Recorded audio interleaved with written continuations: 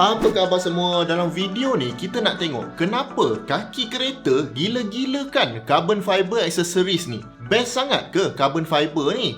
Kadang-kadang sampai benda tu bukan carbon fiber pun, tapi dia wrapkan supaya nampak macam carbon fiber. Adakah orang suka carbon fiber ni sebab dia cantik saja ataupun ada sebab lain? Dan mungkin paling penting, kenapa dia mahal sangat? Dia punya mahal tu, contoh kalau spoiler biasa, harga bawah 500 boleh dapat. Tapi kalau carbon fiber punya spoiler, memang biasanya 1000-2000 ke atas. Itu pun kecil je spoiler dia.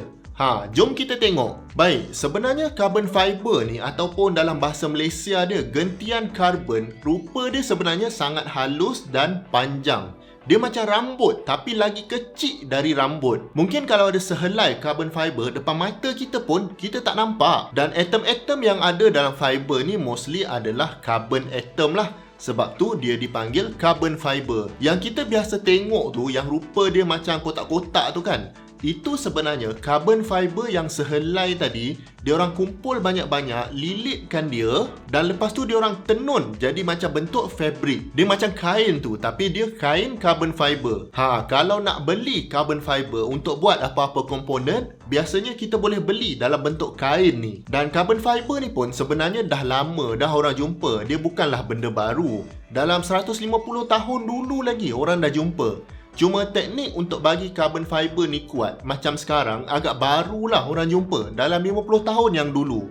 Itu pun bukan orang buat kereta yang jumpa, tapi orang yang buat kapal terbang. Dan antara company paling awal guna carbon fiber ni untuk buat komponen adalah Rolls-Royce. Jadi sebenarnya yang push teknologi carbon fiber ni adalah aerospace industry lah. Kemudian baru dia turun kepada otomotif, lagi-lagi untuk racing. Sekarang ni pula lagilah macam-macam benda ada dibuat dari carbon fiber. Even casing untuk smartphone pun ada orang jual carbon fiber punya casing. Kalau korang nak tahu, carbon fiber ni kalau betul teknik buat dia, komponen tu akan jadi sangat kuat, tahan panas dan tahan lasak, dan paling penting dia sangat ringan. Sangat ringan ni bukan main-main tau. Kalau korang pernah tengok sport rim carbon fiber, kita boleh angkat sport rim ni guna satu jari je. Memang ringan betul.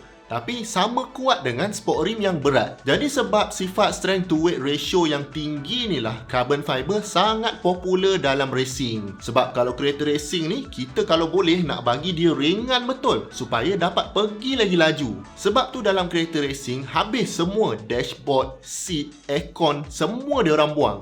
Tinggal seat driver dengan tali pinggang je. Sebab nak bagi ringan lah. Kalau kereta F1 contohnya, hampir semua komponen tu dibuat dari carbon fiber.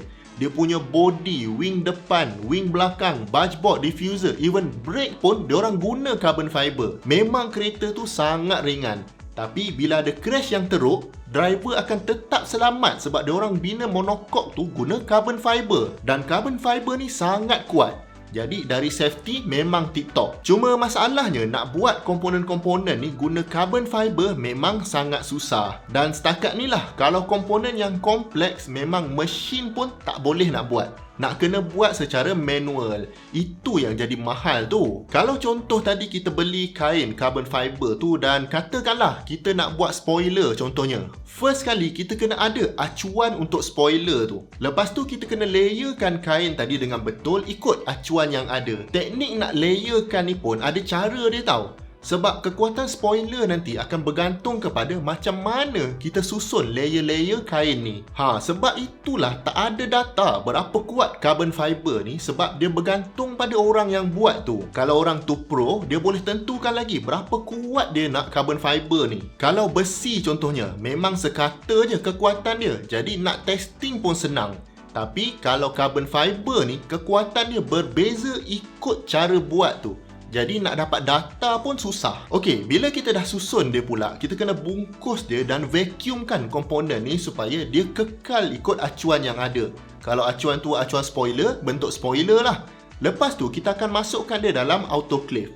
Autoclave ni macam oven lah, cuma kita boleh set dengan tepat berapa suhu dan tekanan yang kita nak dekat dalam tu. Biasanya kalau kita tengok dokumentari pasal carbon fiber, diorang tak akan tunjuk tau settings diorang dekat autoclave ni. Berapa suhu, berapa tekanan dengan berapa lama tu diorang tak akan tunjuk, sebab ini macam trade secret lah. Even masa saya melawat kilang F1 dekat UK dulu pun, diorang just tunjuk je mesin autoclave ni. Tapi bila kita tanya settings diorang tak nak bagi tahu. Maknanya untuk buat komponen carbon fiber ni tak boleh nak kata nak buat sendiri dekat rumah. Memang tak boleh. Nak kena belajar craft dia macam mana. Lepas tu nak kena ada equipment yang canggih-canggih pula macam ni. Itu pun kalau jadi. Kalau tak jadi, dah nak kena buat balik semula. Lagi kompleks komponen tu, lagi susah lah nak jadi. Okay, now bila dah keluar dari autoclave tadi, diorang akan bagi sejuk dulu dan lepas tu baru buka balik vacuum tadi. Waktu ni barulah nampak pattern kotak-kotak tu yang kita panggil carbon fiber. Tapi proses tu belum tamat dekat situ lagi. Diorang masih nak kena machine balik komponen tu untuk buang lebihan yang ada dan pastikan dia punya dimension dia tepat. Lepas tu kalau tim F1 lah kan, ada satu lagi step yang diorang panggil sebagai non-destructive testing. Dia akan guna ultrasound untuk cek balik komponen tu dekat dalam dia ada apa-apa tak yang tak kena dengan komponen ni. Kot-kot lah ada gelembung ke dekat dalam tu, ataupun ada part-part yang tak cukup kering ke. Kalau ada yang tak kena, diorang kena adjust balik lah. Mungkin autoclave tadi setting dia tak betul. Itu yang diorang sangat berkira, tak nak bagi tahu orang lain settings autoclave ni macam mana. Sebab nak dapatkan settings yang betul-betul cantik ni sangat susah. Jadi kalau kata kita nak beli part carbon fiber untuk kereta kita, katakan nak beli engine cover lah katakan, komponen kecil je tapi harga dia boleh pergi beribu-ribu. Itu belum spoiler belakang yang besar lagi. Belum lagi nak kata sport rim kan. Sport rim motor kapcai pun dah RM10,000 tau kalau carbon fiber. Kalau kereta agak-agak, berapalah sport rim dia tu. Kalau sport rim basikal pula yang carbon fiber tu, saya cek boleh lah dalam RM2,000 ke RM10,000. Sport rim kereta pula ada yang RM20,000 pun ada. Itu baru sebiji tau. Kalau pakai yang macam ni, pastikan ada lock nut dan jauhkan dari parking yang ada curb tu. Kalau sagat, memang nangis. Tapi kita je kot yang rasa mahal. Sebab sebenarnya ada ramai je yang pakai aksesoris carbon fiber ni. Ada yang siap ganti bumbung lagi, letak carbon fiber roof. Carbon fiber betul ke tidak, itu saya pun tak pastilah. Cuma bagi saya, kalau kata dalam motorsport yang mana setiap gram dalam kereta tu dikira dan boleh bagi advantage, logiklah nak pakai semua carbon fiber pun tak apa. Memang ada function. Lepas tu, team racing ni ada company sponsor. So, tak terasa lah harga dia yang mahal tu. Tapi kalau untuk kereta harian kita, agak sakit jugalah kalau nak pakai sport rim RM20,000 tu.